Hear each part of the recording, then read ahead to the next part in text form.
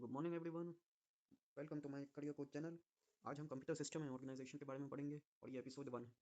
तो चलिए शुरू करते हैं। Computer system and organisation. Introduction. तो कंप्यूटर सिस्टम होता क्या? It is an electronic device that accepts a set of instructions in form of a program, executes and displays the output to the user. Computer system का मतलब होता है कि set of instructions को हमें programme में कन्वर्ट करना है, फिर इसे एग्जीक्यूट करना है और उसका आउटपुट यूज़र को दिखाना है। इसका मतलब ये होता है। The data is organized to transform into useful information by the computer. The process of converting data into meaningful information is called information processing cycle. ठीक है, आपको इस definition को याद करना है.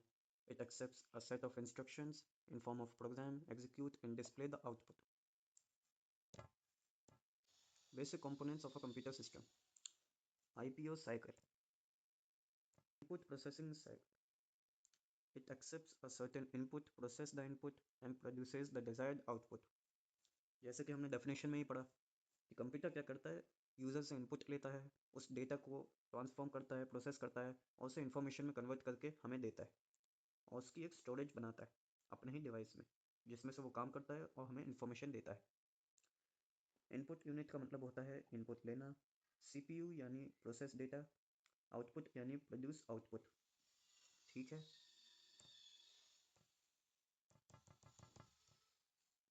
this cycle enables modern necessities such as ATM withdrawals, e-learning and social networking. ATM withdrawals, e-learning और social networking में यही होता है।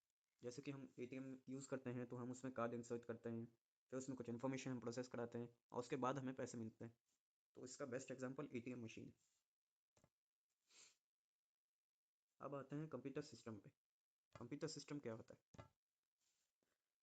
The computer system is the system that uses the instructions to perform a task is known as a computer system.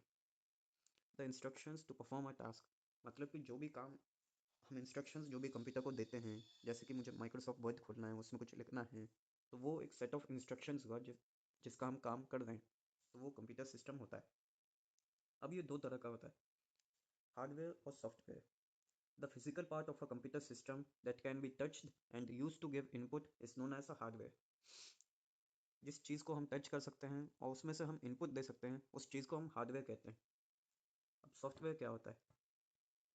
The set of instructions that perform on a computer hardware which is intangible in nature is known as a software.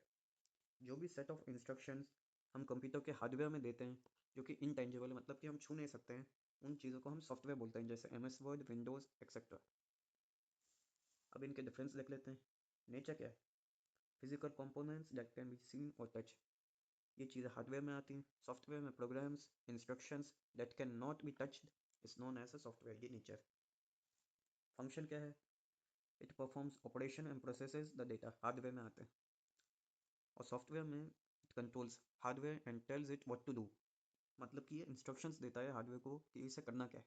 जैसे printer है तो उसमें से paper निकालना है, कोई सी चीज़ print करानी है, तो ये सॉफ्टवेयर इंस्ट्रक्शंस देता है हार्डवेयर को ये चीज़ें करने। एग्जाम्पल्स देखते हैं। हार्डवेयर का बेस्ट एग्जाम्पल है keyboard, mouse, monitor etcetera. Software में आते हैं विंडोज़, MS वर्ड, पाइथन और भी जितने भी प्रोग्रामिंग लैंग्वेजेस होती हैं उनमें सॉफ्टवेयर का ये एग्जाम्पल्स होते हैं। अब हार्डवेयर में 4 चीज़ें आती हैं और सॉफ्टवेयर में भी 4 चीज़ें आती हैं। पहली चीज़ आती है इनपुट यूनिट, फिर CPU, memory unit, output unit. तो इन सभी को हम डिटेल में अभी पढ़ेंगे। सॉफ्टवेयर में आते हैं system software, very important, application software, इनमें ऐप्स का यूज़ होता है, utility software and programming tools, इन्हें हम आगे पढ़ेंगे। तो चलिए आगे का देखते हैं। Hardware, it takes input and converts it into binary form which is directly understood by the computer. ये इनपुट यूनिट में ऐसा होता है कि हम यूज़र से इनपुट लेते हैं, उसे बाइनरी फॉर्म में ये उसे कन्वर्ट कर देता है, जो कि कंप्यूटर आसानी से समझ जाता है। अब इसका एग्जांपल आपको पता ही है, कीबोर्ड, माउस, MICR। ये चीज़ देख लीजिए, ये इंपॉर्टेंट है एग्जाम के लिए। कीबोर्ड का आपको पता ही है, it is the device that directly enters the data into the computer. इसमें हम इनपुट देते हैं, तो आप ये मन से भी लिख सकते हैं। माउस का है pointing device with a roller on a computer monitor. अब देखते हैं MICR, magnetic ink character reader. It detects the number printed with magnetically charged ink at the bottom of bank checks and convert them into digital data. जैसे कि ये bank check देखिए, इसमें ये जो लास्ट में लिखा हुआ है डिजिटल डेटा, यही MICR कोड होता है। ये बैंक चेक के सबसे लास्ट में होता है, जिसे कि कंप्यूटर अंडरस्टैंड करता है और समझता है। तो इसमें से मेन चीज़ें देखिए, numbers printed at the bottom of bank cheques, ये बैंक चेक के बॉटम में है।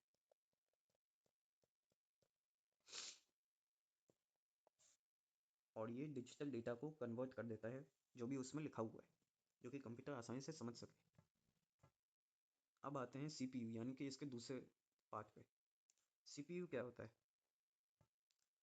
It guides, directs, controls and governs the processing that takes place inside the computer. मतलब कि CPU गाइड करता है, डायरेक्ट करता है, कंट्रोल करता है, और जो भी प्रोसेस कंप्यूटर के अंदर होती हैं, जो भी काम होता है, उस चीज़ को CPU हैंडल करता है, या फिर आप इसे ब्रेन ऑफ अ कंप्यूटर भी कह सकते हैं। जैसे कि हम अपने ब्रेन में सोचते हैं कि हमें ये काम करना है, वो काम करना है। अब इसके 3 कंपोनेंट्स होते हैं। पहला है arithmetic logic unit, ALU। All calculations and comparisons are made in this unit.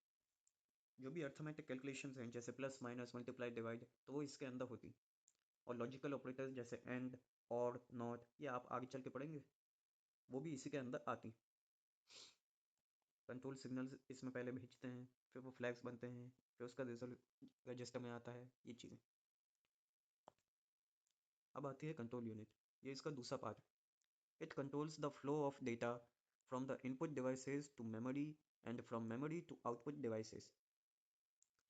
जैसे कि एक ब्रेन में हम कोई भी काम करते हैं, उसमें कोई से भी फंक्शन होते हैं, तो ऐसे ही कंप्यूटर में इनपुट, आउटपुट, प्रोसेस और स्टोरेज भी होते हैं, जिसमें कि हम कई सारे फंक्शंस परफॉर्म कर सकते हैं। और इन सभी को मैनेज करना, इन सभी को कंट्रोल करना कंट्रोल यूनिट में होता है। It sends the signal to ALU and for memory carrying out. अब आते हैं रजिस्टर पे। It works as per the instructions given by the CU, storing instructions and data immediately required for performing an operation।